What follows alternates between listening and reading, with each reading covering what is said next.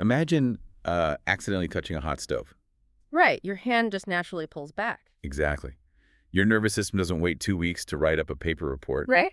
It doesn't route it to a committee and then eventually tell your hand to move. No, it's instantaneous. It's just a biological reflex. Yeah, but so why, for decades, did massive multi-billion-dollar corporations react to crises and even just basic customer needs at the speed of interoffice mail? It's a great question, honestly.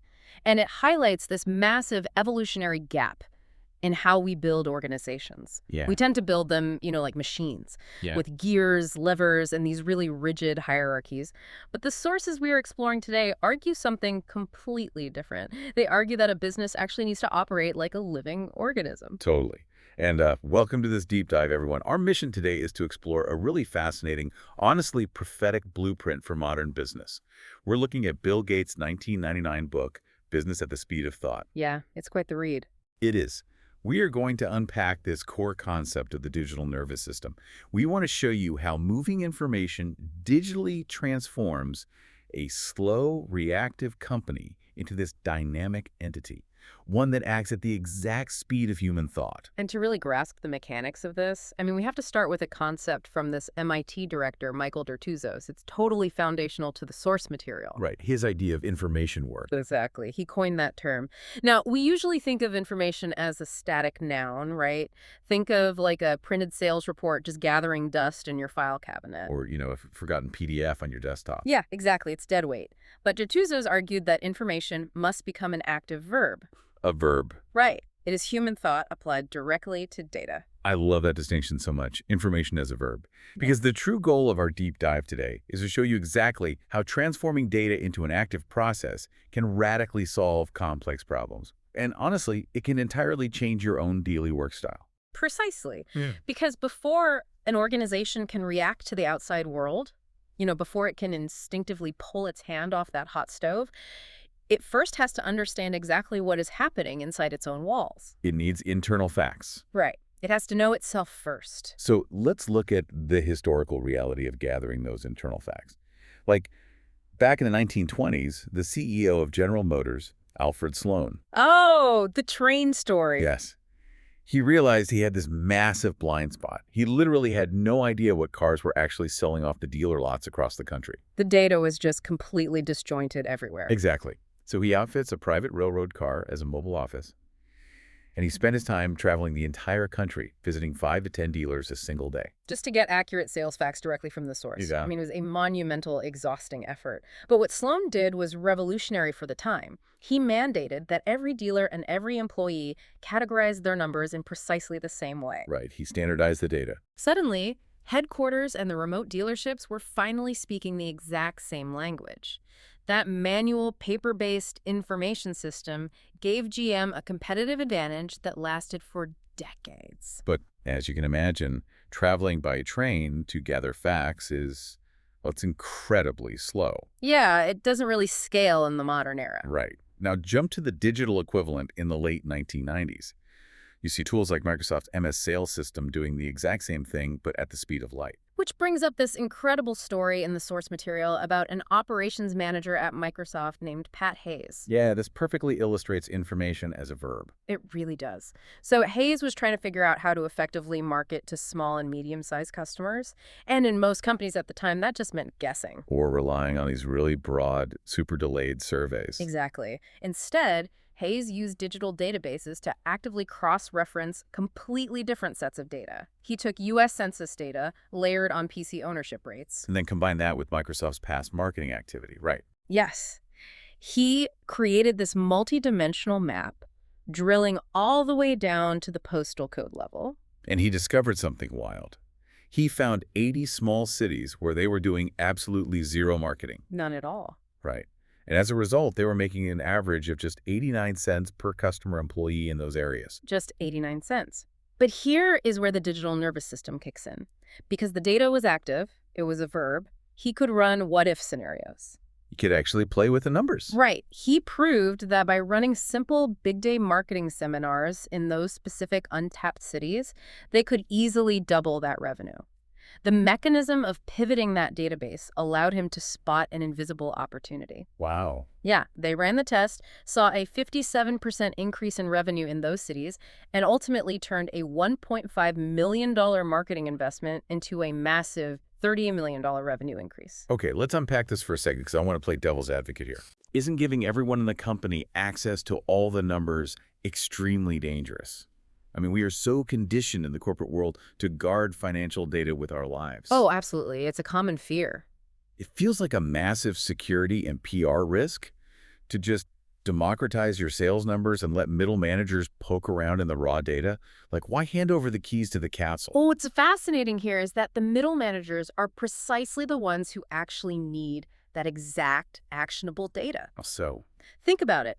The vice president isn't the one deciding which specific postal code in Ohio needs a marketing seminar next Tuesday. right, they're looking at the big picture. Exactly. The middle managers are the tactical commanders. They are the ones fighting the daily battles. The sources point out that the gap in corporate success isn't usually a lack of IT spending. Yeah, most companies buy the expensive computers. Right. They have the enterprise software. The failure is almost entirely cultural. It's a failure of leadership to put transparent, active data into the hands of the people who actually have to execute the strategy. I see. But you can't distribute those vital facts to your middle managers if the data is clogged. I mean, to achieve this speed of thought, an organization first has to clear its blocked arteries. You have to kill the paper trail. Yes, paper is the ultimate clogged artery. It completely paralyzes the corporate nervous system. It really does. In 1996, Microsoft actually did an internal audit of their own processes. They discovered they were printing 350,000 paper copies of sales reports every single year. That is absurd. And worse, they had a thick physical binder filled with hundreds of administrative forms. Think about your own workplace for a second. Microsoft had 114 different paper forms just for procurement alone. Imagine doing that today. I like to think of it like hiring a world-class, brilliant chef. Oh, I love this analogy. Right. You pay them an absolute fortune, but then you force them to spend like 90% of their day just chopping onions and washing dishes. Yeah. You are completely wasting their true talent. Going digital gives knowledge workers their time back to actually cook. That analogy is spot on. And to fix this, the sources mention an internal metric they adopted called the soft-boiled egg rule. The soft-boiled egg roll. Yeah. The idea is that any administrative task like ordering office supplies, filing expenses, or requesting leave, it should take less than 3 minutes to complete. Wow. Which obviously requires totally redesigning how the work happens. Exactly. You can't just digitize a bad paper process. So they transitioned to an intranet system called MS Market and a digital travel booking tool called AXI. And the results were insane. It's astounding. In just 12 months, they saved $40 million. But look at the mechanism of how it saved money. The cost of processing a single paper transaction dropped from $145 to less than $5. Because you aren't paying a human being to physically carry a piece of paper from desk to desk, verify a signature, and then type it into a terminal. Right. The digital routing logic just handles the rote checks. But, this isn't just about overhead cost savings. Well, No, shifting away from paper sends a profound cultural message to your employees. It tells them that their intellect and their time are highly valued. that makes a lot of sense. The core principle of a digital nervous system is that computers should handle the rote process flow so that human beings are freed up to handle exceptions and high-value thinking. Which is perfectly illustrated by the Steve Ballmer and Linda Criddle story from the book. Oh, yes. Classic. So Steve Ballmer, the president of Microsoft at the time, was known for his, let's call it exuberant energy. Very exuberant. Yeah. And Linda Criddle was the product manager for this new MS Market tool. She wanted to know why Ballmer, of all people, wasn't actually using the system. So she literally trailed him into his office to demand feedback. And Ballmer just starts pounding the wall. Right. He's laying out all his frustrations, demanding to know how customers actually use the software. He told her explicitly, I need to be able to approve large orders offline when I'm traveling. And I need the system to automatically route orders through my specific management hierarchy so I'm not flying blind. Exactly.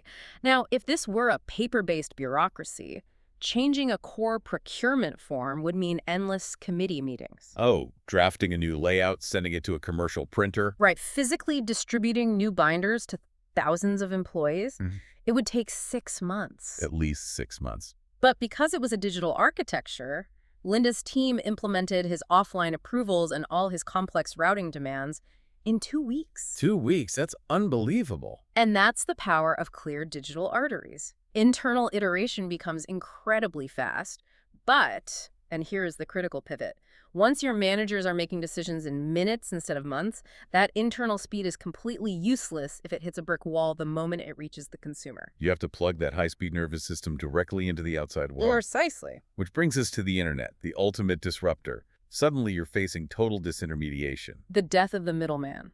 Right. The internet allowed companies to completely bypass the middleman. We saw companies like Egghead Software literally closing all of their physical brick-and-mortar stores to go entirely online just to survive. And look at what Dell did during this era. They built a direct-to-consumer model that fundamentally altered manufacturing. How so? Well, instead of building a computer, putting it in a box, shipping it to a retail store, and hoping someone walks in and buys it, which, ties up massive capital and physical inventory, they waited for the digital signal. The customer's order on the website is the spark. Exactly. That spark travels down the digital nerve directly to the manufacturing floor. Because of this, Dell operated with only 8 days of parts inventory. 8 days. 8 days. And a 4-hour manufacturing time. They were literally trading physical assets for pure digital information about what the customer wanted that exact day. Okay, here's where it gets really interesting, though. Dell's model works for physical hardware. But what if your product is a service? If the internet makes finding products and executing trades so frictionless, doesn't it just become a brutal race to the bottom for the cheapest price? Like, why would anyone pay a premium for a middleman when the internet does the passing through for free? Well, if we connect this to the bigger picture, the internet forces the middleman to make a hard choice. You either become the high-volume, lowest-cost leader, or you evolve from a mere pass-through of goods into a high-touch personal consultant. A value add. Exactly. Look at Merrill Lynch. In the late 90s, they were facing this existential threat from cheap online self-service brokers like E-Trade. You could just log on and buy a stock for a fraction of the traditional cost. Right, so the traditional stockbroker looks completely obsolete. Exactly. So Merrill Lynch made an $850 million bet on a system called TGA, the Trusted Global Advisor. Wow, $850 million. Yeah, it was huge. But they didn't use that massive digital system to replace their human financial consultants. They used it to arm them. Oh, interesting. Instead of a consultant juggling, like a dozen different clunky mainframe terminals just to find a stock quote, the TGA super browser gave them instant access to breaking news, historical stock data, and complex what-if scenarios all on one screen. So the computer crunched the heavy data, and that meant the human could provide actual wisdom. Precisely. They realized that an educated customer with internet access is actually a better client. Wait, really? How? Because when a client can look up the basic stock price themselves, they call their broker to ask much deeper strategic questions. Questions that require human expertise and nuanced judgment to solve.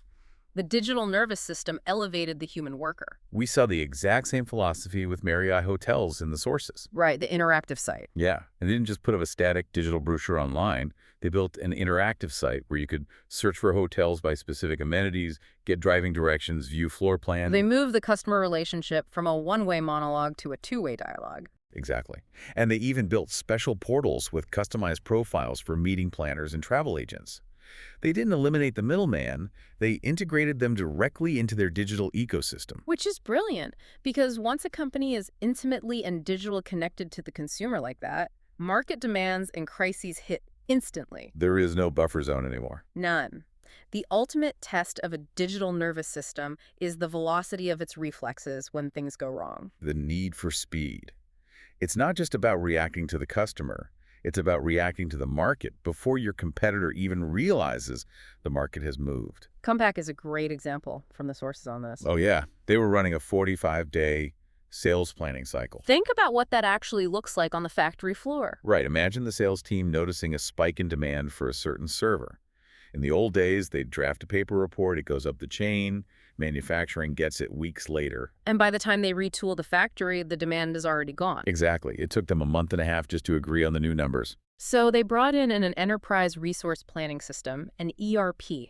And what that means in practice is that the database lives in memory in real time. Right. Instead of the sales team mailing a spreadsheet to the manufacturing floor, the ERP links them instantly. By implementing that system, Compaq shrank that sluggish 45-day cycle to a weekly one. Which is massive. And they were even pushing toward a 4-hour pull schedule. Like when a sudden massive order of 7,000 computers hits the system, the factory floor sees the inventory drop instantly and can just react. And Intel did something similar with their internal knowledge. They created this thing called the D2000 program. Because chip design is so complex. Mind-bogglingly complex. When you are cramming millions of microscopic transistors onto a silicon chip, the design issues are endless. Intel realized their highly paid designers were actually reinventing the wheel. Right. Yeah, they were solving the exact same engineering problems 60% of the time. So by digitally capturing best practices and creating a searchable nervous system of past solutions, they stopped the redundant work and dramatically sped up their time to market. That's incredible. But, the most crucial element of this velocity isn't just efficiency, it's how an organization handles threats. The dictum in the book is incredibly clear.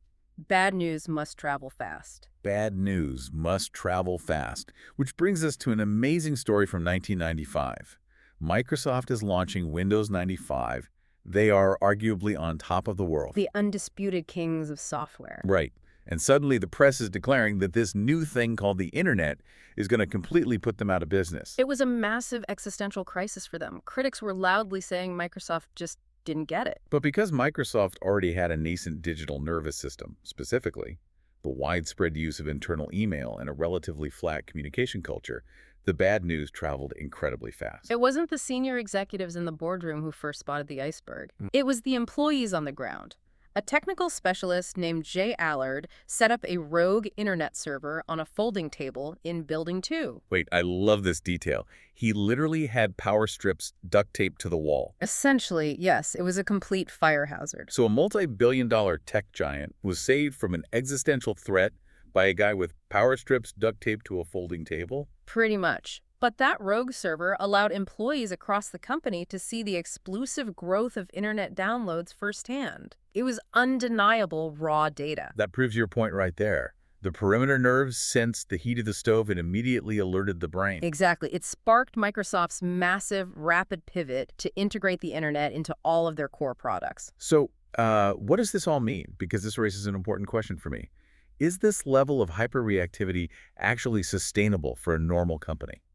What do you mean? Well, does every business really need to be able to pivot its entire global strategy overnight based on a duct tape server? Or, change its manufacturing plans in 4 hours like Compaq? It's the right question to ask.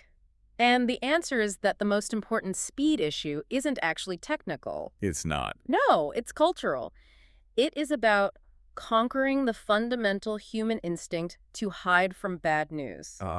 Think about Microsoft's early investment in interactive TV. The sources note that the project was failing miserably, the infrastructure wasn't there, the costs were too high. But human nature made everyone reluctant to admit it. Right, they wanted to suspend disbelief. Nobody wants to tell the boss their multi-million-dollar project is a total dud. Precisely. A true digital nervous system strips away the ability to hide. It acts as a flawless early warning system.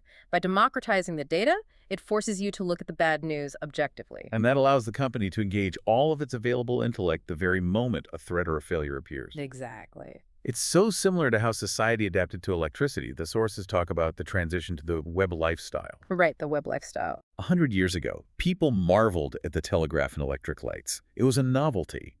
But now, you don't even think about the electricity lifestyle. You just flip a switch and expect the room to illuminate. It's just background noise. Right. And we are entering an era where digital connectivity is an invisible, assumed reflex of daily life. It's the baseline. And that requires a fundamental shift in how we view our own workplaces.